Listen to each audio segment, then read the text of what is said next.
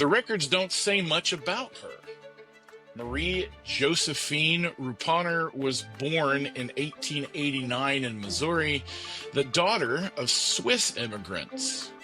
They made their way to Texas by the 1890s, trading alpine valleys for the red dust of Cook County, Texas.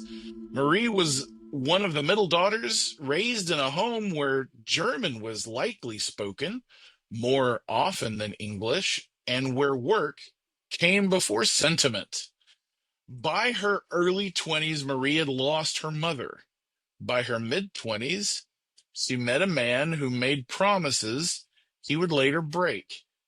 Charlie Henderson had charm, a job, money, and a habit of slipping out of sight when times got tough. They married in 1912. In the years that followed, Marie gave birth to 3 children: Mike, Mary Louise, and Bobby May. Marie followed Charlie from Amarillo to Oklahoma to Cross Plains, Texas, towns with populations that swelled and emptied like lungs, depending on how deep the oil companies were drilling that year. Oil paid well when it paid, but it didn't last, and neither did the marriage. By 1930, Charlie was living in a boarding house in Abilene with their son, Mike. Marie, now 41, was listed in the census as a housekeeper in another home with Bobby May, their youngest. And Mary Louise, she was nowhere to be found in the records, not easily. The story gets quiet after that, and I'll admit, I stopped looking for a few years. The Great Depression didn't hit all at once in Texas. For folks like Marie, it had been coming for years, in failed crops, dried up wells, and men like Charlie who didn't know how to stay. She took what work she could find, cleaned houses, raised her daughter, held things together as best she could. And then one cold December day in 1935, just before Christmas, she didn't come home. It was the evening of December 22nd, 1935, a Sunday. Marie had spent the afternoon maybe visiting friends or sharing news, maybe just chasing a bit of warmth in a hard life, before heading back to the house on Vine Street where she worked for a local doctor and his wife. She tried to cross Butternut Street at 12th, there in Abilene. That's when the car hit her.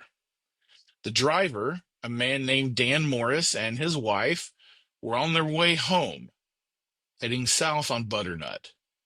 Maybe they didn't see her. Maybe she stepped out too quickly. The newspaper doesn't say who is at fault, only that she was thrown to the pavement and she didn't wake up again, not really. She lingered for a few hours, and then, around 1:30 in the morning, just before Christmas Eve, she was gone. The death notice was brief. Mrs. M.J. Henderson, Taylor County's 15th traffic victim that year. Her injuries were extensive, and this is how her story ended: in the road, alone. She was buried in Abilene Municipal Cemetery. A simple headstone marks her grave. Marie's legacy can be found in those quiet moments, the kind of quiet a mother keeps when there's no one else to hold the line. When your husband turns out to be something different than you thought, and your name is spelled wrong in half the records, and you keep going on anyway, through dust storms and oil busts, through the Great War and the Greater Depression. But what happened to her kids? Well, the first one to leave Texas wasn't one of the kids. It was Charlie's sister, Etta Henderson, just Etta to everyone who knew her. Born in Texas around the turn of the century, Etta came from the same stock as her brother, the children of Robert Alonzo Henderson and his wife Lou, early settlers to Texas just after the days of the Republic of Texas. Last week's podcast centered on them. R.A. was a leather worker, a shoemaker, and farmer who spent years chasing land and stability across the dust-streaked belly of Texas. But where Charlie floundered, Etta built. She married Glenn Barkhurst in 1921. He was originally from Oklahoma, worked for the railroad, a job that still meant something in those days. By the time their son was born, they were settled in Dawson County, Texas, where Glenn worked as a cashier for the Santa Fe Railway, a steady man in a steady job. Somewhere between then and 1930, they headed west, not to escape exactly, not like Charlie. Glenn's job likely transferred him to Los Angeles County, where the Pacific Electric Railway was booming. They rented a modest place on East 69th Street and got to work raising their kids. By 1940, they were homeowners. 2621 Walnut Grove Avenue, San Gabriel, a neat little house valued at $3,500, which was pretty good back then. Glenn was working full-time as a freight agent, and Etta ran the home. Their son was 19, their daughter just a kid. It was a solid life carved out of chaos, because California in those days was chaos. Good chaos sometimes. Gold rush chaos with more sunlight. By the mid-1930s, the state's population was exploding. Dust Bowl refugees poured in from Oklahoma and Texas, dragging their broken trucks and broken dreams westwards on Route 66. Los Angeles swelled with opportunity. Railroads, oil fields, aerospace, citrus. If you were willing to work, you could find a foothold. And Etta, she did more than survive. She thrived. While Charlie's world collapsed, while Marie crossed Butternut Street for the last time, Etta was building a kind of family embassy on the West Coast, a place where a front porch and real roots could stay. And whether she intended to or not, she opened the door for the rest who would eventually walk through.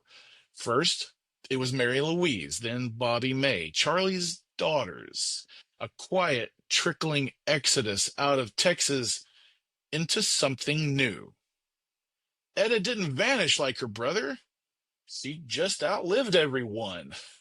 She died in 1994 in Aberdeen, Washington. Her body was returned and laid to rest at Forest Lawn Cemetery in Covina, the cemetery where she and Glenn are buried side by side. It's the kind of ending that you hope for. A long life, a home that stood through it all, and children who stayed close. A name that doesn't need explaining. Etta didn't run, she walked. She walked ahead. And when the others came west by train, by chance, by desperate need, the porch light was on. Remember Mary Louise? She was Charlie's middle child who disappeared from the 1930 census. She quietly reappeared in a high school yearbook. In the 1930 census, Mary Louise Henderson, age 14, was nowhere to be found. Her brother Mike is listed living with Charlie in a boarding house in Abilene. Her younger sister, Bobby May, is with Marie, who's working as a housekeeper. Mary Louise isn't with either of them. For years, she was invisible, a ghost between the lines of official documents. It was as if she had slipped through a crack in history, already vanished before the rest of the family blew apart. I could not find her. But recently, there she was, Mary Henderson, age 14. living at 1533 North 3rd Street in Abilene. Abilene, not as a daughter or even a boarder, but simply and plainly listed as servant, a helper in a private home, working for a man named Sam Yingling and his family. She was attending school. Yes, she could read and write, but her title was wage worker. At 14, a girl born in Oklahoma, daughter of a Swiss housekeeper and a drifting oil man, now cooking meals and washing laundry in someone else's kitchen. It wasn't a home, it was survival. Quiet, thankless, and tucked between strangers in a rented house worth $60 a month. And then a year later, she's at Alhambra High School, 1931 yearbook, California. Just another kid in a sea of teenage names and faces. No fanfare, no story. Just a girl, likely 15 or 16, tucked into a public record almost by accident. A survivor dropped into someone else's narrative. We don't know how she got there. Maybe she came alone. Maybe Etta sent for her. Maybe she rode the train west with a trunk and a prayer. What we do know is that she made it. She crossed the country, orphaned by circumstance, if not by paper, and landed in the golden sprawl of Los Angeles County. There's a kind of poetry in that. The most astonishing part of her story, though, wouldn't arrive and appear until much later. On December 10th, 1944, Mary Louise Henderson enlisted in the United States Navy, a woman in uniform during war. She served until February 1946, a little over a year. No combat, so far as we know, no glory, but she showed up when the country asked. When millions of women were sewing parachutes and riveting airplane wings, Mary Louise signed her name and stepped forward. It was a radical act for a girl with no inheritance, no hometown left to speak of, and a family in fragments. After the war, she stayed in Los Angeles County, never married, so far as I know, never moved very far. But then again, her name is so common, Mary Henderson. It's hard to know for sure because there are so many Mary Hendersons. In 1984, at the age of 68, Mary Louise Henderson died. She was buried at Forest Lawn Memorial Park in Covina, not far from Etta and Glenn. The paper trail ends there. No obituary, photos, no known descendants, just a name, a grave, a whisper of service, and maybe that's enough. Some people leave behind stories so loud you can't ignore them. Others, like Mary Louise, leave behind only the spaces they once filled. But even silence has weight. Hers was a life forged in the gaps between censuses, between houses, between wars, a life that carried its own kind of courage, not the kind people cheer for, but the kind that holds the center long enough to see the world shift and settle. She was there the night Marie died. In the hospital records, the newspapers, even the death certificate, her name doesn't appear. But in the 1935 city directory and in the household records, Bobby May Henderson is living at the same address as her mother, 1258 Vine Street, Abilene, Texas, the home of Dr. and Mrs. Earl Sellers, Marie's employers. Marie is listed as housekeeper, but Bobby, just housekeeper's daughter. No mention of who her father is, no hint that she was the youngest in a line of fractured siblings. She would have been 8 years old when her mother was struck by a car while crossing Butternut Street It's not hard to imagine her watching from the window or sitting on the front step, waiting for Marie to return from her afternoon visit. A bag of groceries, maybe a story about someone she ran into. Instead, a knock on the door. After Marie died, Bobby stayed in Abilene, but she didn't disappear the way Mary Louise had. By 1940, she shows up in the census, age 13, living at 850 Idlewild Street with the Page family. Not as a servant, not as a boarder, just as a student, a child. She's listed as attending public school in 8th grade. No occupation, no title, just her name, tucked among the children of the house. A rumor, technically, but maybe something more. George Page and his wife had 2 children. Maybe they rode the same bus to school as Bobby. Maybe they argued over who got the last of the toast in the morning. Maybe, and this is speculation, but it matters. Maybe Bobby felt like she fit in. Maybe for the first time since her mother's death, she felt safe. The census doesn't tell us that, but it doesn't have to. By 1943, Bobby appears in the yearbook for Mark Keppel High School in Alhambra, California, the same town her sister, Mary Louise, once passed through. By 1950, she's working as a bank teller in Pasadena, living at 173 El Molino Avenue, unmarried, independent, and not alone, sharing her space with a roommate in what the census called a partner arrangement, which likely meant that she was helping her in some way because her roommate was much older than her. 2 years later, Bobby married Gail Holloway, a World War II veteran.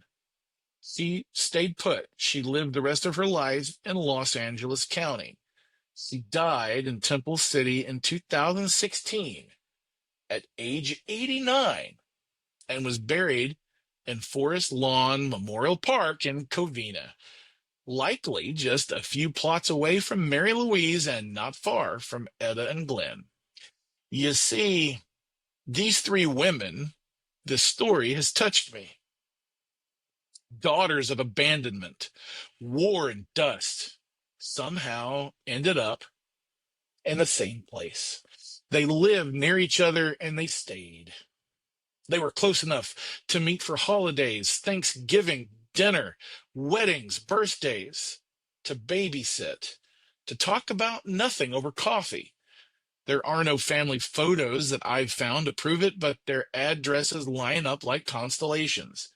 Pasadena, San Gabriel, Los Angeles, and that other city that I'm not going to try to pronounce again that I likely already botched up.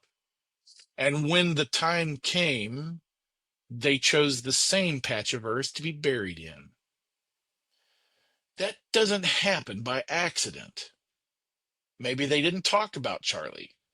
Maybe they never needed to, but the fact remains they ended up side by side.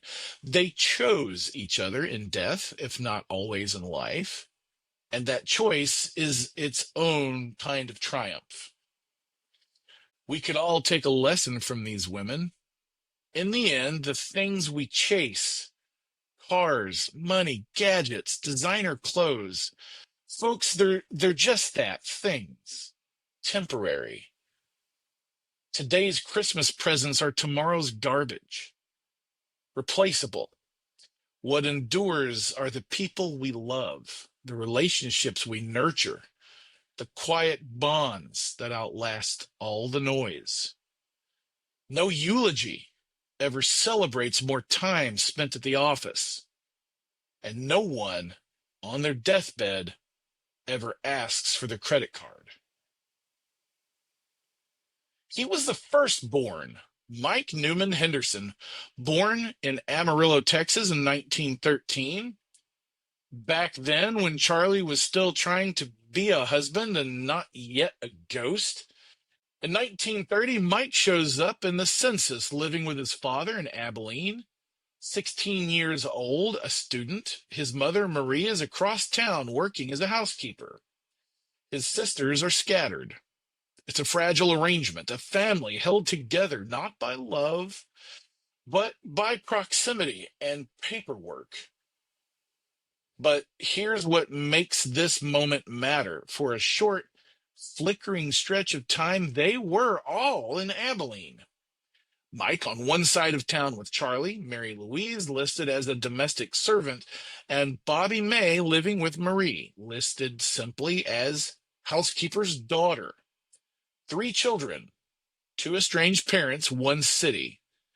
I often ask myself, what happened to Charlie and Marie? They're listed in 1929 as living together, in 1928 at the same address as husband and wife, and suddenly in 1930, Marie makes it a point to list them as divorced in the census.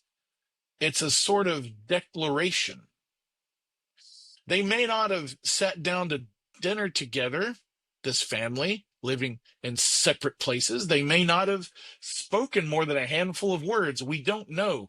But for that sliver of time, they breathed the same dust, walked the same sidewalks, and passed under the same West Texas sky. And then the scattering began. By 1935, Mike is no longer even in Texas. The next time we find him, he's in Illinois. He's 22 years old and hundreds of miles away from the streets of Abilene. In 1937, Illinois. In 1939, Indiana. He marries twice in the Midwest, once to a lady named Beulah and then another named Mary Esther.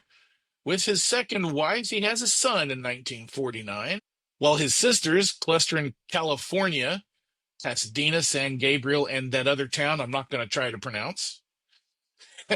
Mike heads east and then south. He spends the final decades of his life in Florida, living out his final days far from Texas and his sisters. He died in the year 2000 at age 86 and was buried in Wabash County, Illinois, not in the Henderson family plot, but Illinois. All of this unfolded before the information age. There was no internet, no email, no social media the way we know it now. Connecting long-lost siblings across time zones was difficult. When Mike died in the year 2000, Facebook didn't exist, neither did Instagram, nor even MySpace. The internet was barely out of the womb. Did he even know that his sisters had made it to California? There were no ancestry accounts, no searchable databases, just old letters, maybe a phone book, and a memory that probably faded long before anyone could reach across the void. The world wasn't wired yet, and for a family already splintered by silence, that distance might as well been the moon. There is evidence that Etta reached out to family in Texas. Maybe she found Mike. There is no record of a reunion, no hint he reconnected with Mary Louise or Bobby May. And maybe that's what makes his story the most haunting. He left early, and maybe he never looked back. Maybe it was grief. Maybe it was simple anger, or maybe it was the brutal logic of survival. You cut ties so the weight doesn't drown you. There's a deep ache in families like this. I've worked with them as a mental health counselor. The kind where someone just disappears out of choice, and the others just carry on. They build their lives anyway, set the table anyway, leave a seat open just in case, but some seats stay empty forever. But here's something strange, something I didn't expect before researching this podcast.